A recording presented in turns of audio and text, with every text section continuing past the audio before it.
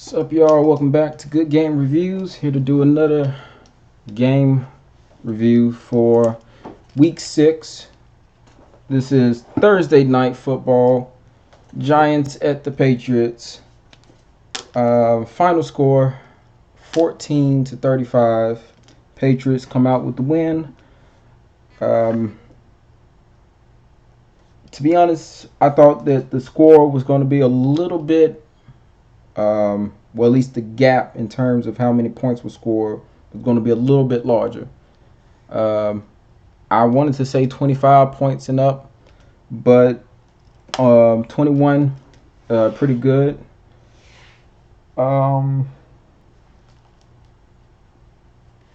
Yeah. Well, I mean, shoot. Let's just get into it. Tom Brady, um, had a good game, I guess, if you want to call it a good game. He didn't throw for any touchdowns. He rushed for 2 touchdowns. If you would have told me that Tom Brady was going to throw for 334 yards and no touchdowns, 1 pick, but he was going to rush for 2 touchdowns, I would have been like, okay, what weed you smoking? But no, I just didn't expect it to go down like that. As far as like his completion and attempts, he had 31 completions on 41 attempts, so pretty good. He had a pass rating of 88.9. It would have been a lot better if he didn't throw the interception. So I mean, shoot, let's just look at it like that. As far as Tom Brady's actual performance went, I would say a lot of like the bad things that happened were due to injuries in terms of like the players. There was a lot of injuries. I'll get into that, but yeah, it was injuries, weather conditions, as far as like the wind goes. Um, yeah, but a solid game overall for Tom Brady. Rushing, Son Michelle, he has I would say decent. Only reason I say decent, he didn't break 100. He didn't get into the end zone, even though he did have a chance to get into the end zone. Like on the very last play that he had, he was running towards the end zone. I thought he was going to make it, but he got stopped just short. And yeah, so he only had 86 rushing yards on the day, 22 carries. So they at least attempted to feed him the ball as much as they could. He averaged 3.9 on the ground. Had a long run of 26. He also got into the receiving game, which I'm starting to like this a little bit more and more each week. Like I said, probably last week I made a well, not last week, but a few days ago on Sunday, after I had got through covering the Washington game, and I was talking about how they were finally passing the ball to Sonny Michel. I was pleased to see tonight that they continue with that tradition that they started. So glad to see that they're starting to get him more involved into the passing game. So yeah, Brandon Bolden, he had 3 carries himself. He rushed for 23 yards, averaged 7.7, had a touchdown earlier on in the game. Tom Brady, like I said, he has 7 carries and 6 yards, but Tom Brady wasn't really out there, pulling Cam Newton. So I mean, it's whatever. We know what his style is, and we know what he does, and we know what he wants to do, and it's definitely not run around the field. That's just not him. It's just something that people have come to accept over the many years that we've seen him play. But he did get 2 touchdowns, so that was pretty dope. If you had him on fantasy, I'm pretty sure you like that. As far as the receiving game goes, once again, Julian Edelman, he he gets over 100 yards again this week. So um, once again, going back to fantasy, if you have him in your fantasy league, then good for you because he is obviously Tom Brady's favorite target. Especially now, um, since the number of weapons that he really has to work with just seems to be trickling down, and I'll get into that a little bit later on. But reception wise, Julian had 9 receptions, 113 yards, averaged 12.6. Didn't have any touchdowns this game, um, but he was serviceable, where they needed him. He had a few drops, but for the most part, he was Julian Edelman just throughout the game. So, yeah, Tom Brady's favorite target.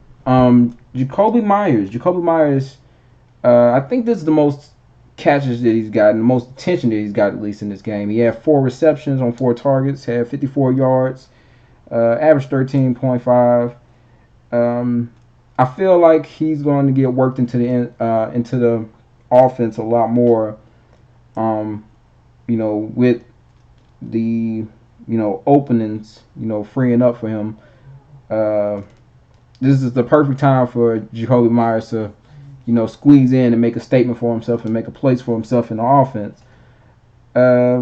James White had 9 receptions, 9 targets, but regular dump off stuff that they usually do to him. 46 yards, no touchdowns. Like I said, Sonny Michel had the 2 receptions and 27 yards on that. So yeah, pretty decent stuff from everybody around, excluding Julian Edelman, who did pretty good. Looking at it numbers wise, what I really like to talk about is the defense. The defense once again, it had those rare moments where you were just scratching your head and you was like, what are they doing? Like, I thought this was the best defense in the league. What's going on? But like I said, those were the rare moments throughout this game. For the most part in this game, they were pretty much the same shutdown defense that they've been for the good part of this season in these 6 weeks. Stephon Gilmore, once again, proving that he is the best cornerback in the league. He was just out there doing it all, batting balls, breaking up passes, just locking the receivers down, and he also had a pick on the day, a nice sideline grab. So another interception to go along with the just piles and piles of interceptions that the Patriots defense has managed to grab during the season. John Simon finally got a pick. I had been waiting on John Simon to get a pick, to be honest, because we seen in earlier weeks he would be at the line and he'll bat the ball down, and it would seem like he would have the ball like right there in his hand, and it'll fall, and you think he'll grab it, but it drops and it hits the ground and all that. It was pretty cool to see John Simon get him a pick in this game, because I know he's been out there ball hungry. So it was nice to see him get an interception, and it was actually the first interception of the game. So I was pretty hyped on that. Jamie Collins once again out there being a playmaker. He didn't get any sacks this game. He didn't get any interceptions this game. He only had 3 tackles on the game, but he still finds ways to be a playmaker. And he was able to force a fumble at a critical point in the game, which Kyle Van Noy was able to pick up and run to the end zone and score a touchdown, putting the Patriots up 2 scores. Speaking of Kyle Van Noy, 2 tackles, 1 sack on the day, and the touchdown fumble recovery that he had, which, pretty dope. So, yeah, I mean, the defense was just balling, just pretty much what they've been doing this whole season, except for a few key moments. I mean, you would look at the score and you like, 14 points, but let's look at that again. Really only 7 of those points were allowed by the defense. The other was because of a strip sack on Brady, which turned into a fumble recovery for the Giants, and they was able to run that into the end zone for a score. So, other than that, the defense once again pretty much kept the scoring to bare minimum, I would say. Um, as far as kicking goes, I would include Mike Nugent in the good side of this, only because the one field goal that he had, he missed it, but it wasn't entirely his fault. We all know that um, when you're kicking the ball, laces need to be out. The laces were in. Jake Bailey, he had the responsibility of putting the laces out. He was the holder. He had the laces in. Mike Nugent goes for the kick. It hits the pylon, bounces out. So yeah, I won't really hold that against Mike Nugent. Reason why I would include him though in the good side of this is because he had 5 opportunities to kick extra points, and he did good on all 5 of those opportunities. Noted they were a little close and they looked like they could have bounced off the pylon, and they just like squeezed in by like that much, but he still made them. He made all 5. So, props to him for doing that. That's what I like to see. Uh, Extra points being made. As far as punting, Jake Bailey didn't do anything really like exciting in this game. He didn't have to punt a lot, fortunately. He averaged 40.7 off of the 3 punts he had, net of 120, long of 46 yards, and he only had 1 in 20. So, like I said, he didn't have to punt a lot. So the numbers don't really look, too, eye popping, but it's whatever, man. He's still out there doing his thing when he needs to. But now that we got all that out of the way, let me go ahead and get into the bad. Because there's a lot of concerning things surrounding this team. Funny, looking at the record, they're 6-0. They come off of this win of 21 points. They outscored the Giants 35-14. You look at the scoreboard and you're like, why is there any room for concern? Based on what they've been doing through these past 6 weeks, they're outscoring their opponents just left and right. So what is there to be concerned about? Well, if you want to take a look at some things, a big standout is the offensive line in terms of things that you are, concerned about, because injuries are going to happen, and I mean, it's nothing that you can really do about that. But everybody has to rise up at some point, and they have to make up for the loss of depth, or just lack of depth. And Newhouse and Cannon, I mean, they just seem to be giving up a lot of pressures, a lot of hits. Brady was sacked 3 times in this game. I mean, it's just things that you can't allow. Granted, I'll give them this. One of those, Brady held the ball a little too long, but that's because receivers, having a hard time getting open out there. And that's just only like part of the problem. So offensive line, man, could really use a boost. I would rather see the Patriots go out and get a guy like Trent Williams and just provide this offensive line some well-needed backbone, because they certainly need it. Because Brady, he needs more time than he's being given right now.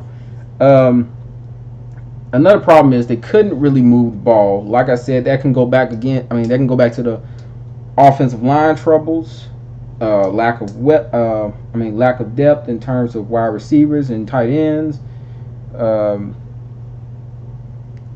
I mean, it's just like, it just seems like they was having more of those troubles that they was having like last week early on in the game, getting any action in terms of just the offense.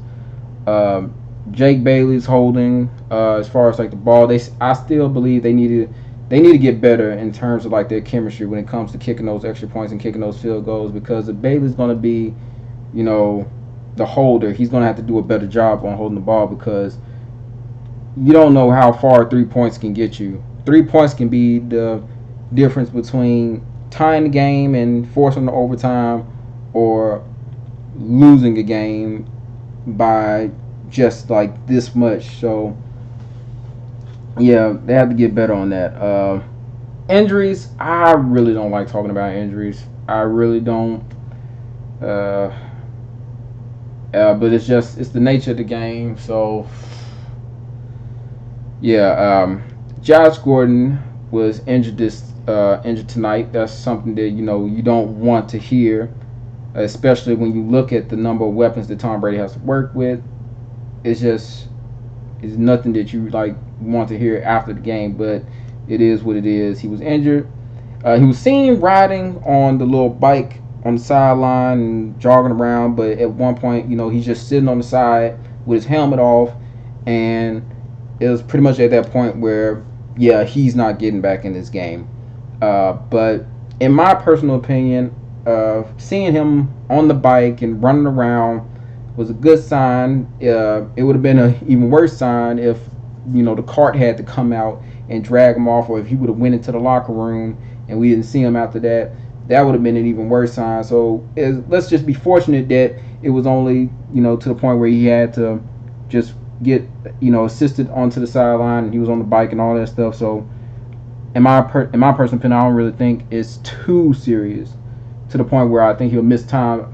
Fortunate enough, playing this Thursday night game, they're going to have those 10 days to rest until the next game. So well needed time to recuperate from that. Patrick Chung went out, chest injury, was questionable to come back in the game, but then was ruled out. So I'm not sure on the severity of that injury.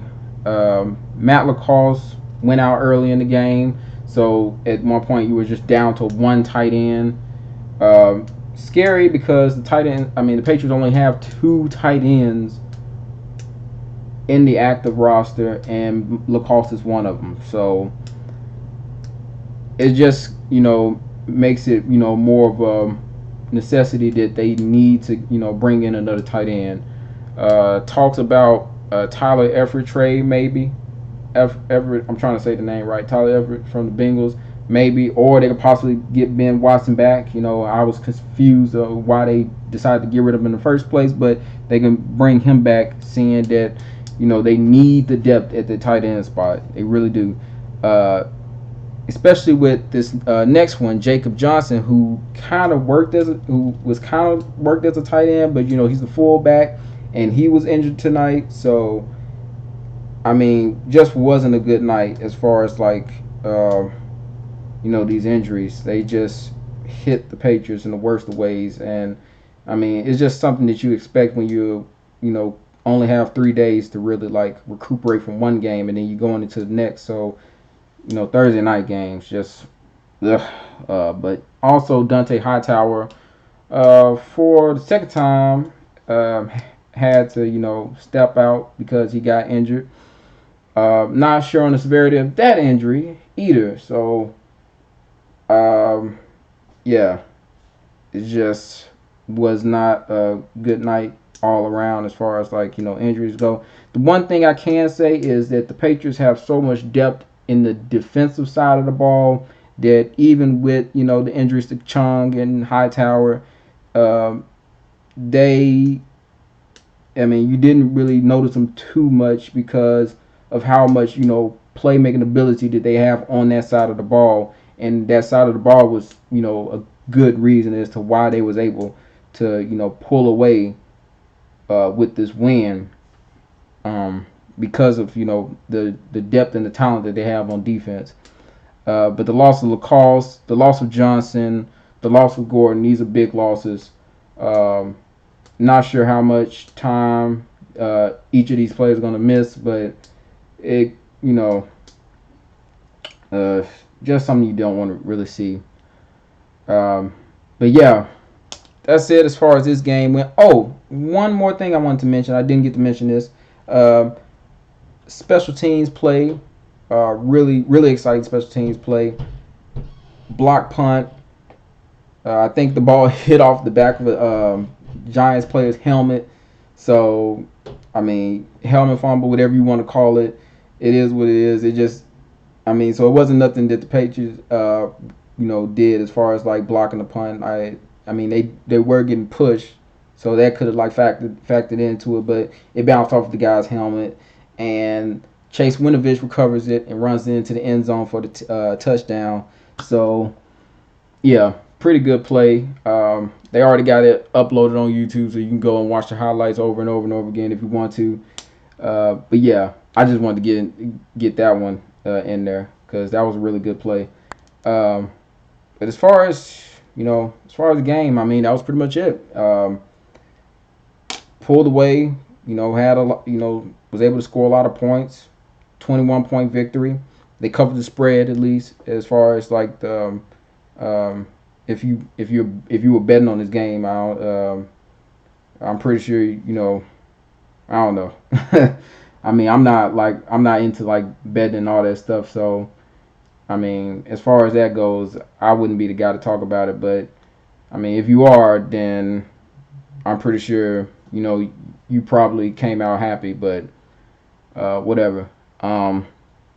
But yeah, wasn't wasn't the prettiest of games, wasn't the prettiest of wins, but a win is a win. The Patriots move on to 6-0, and next week they go against the New York Giants. I mean, sorry, New York Jets, and we'll see if they are able to move on to 7-0, especially with Sam Darnold coming back and all of that.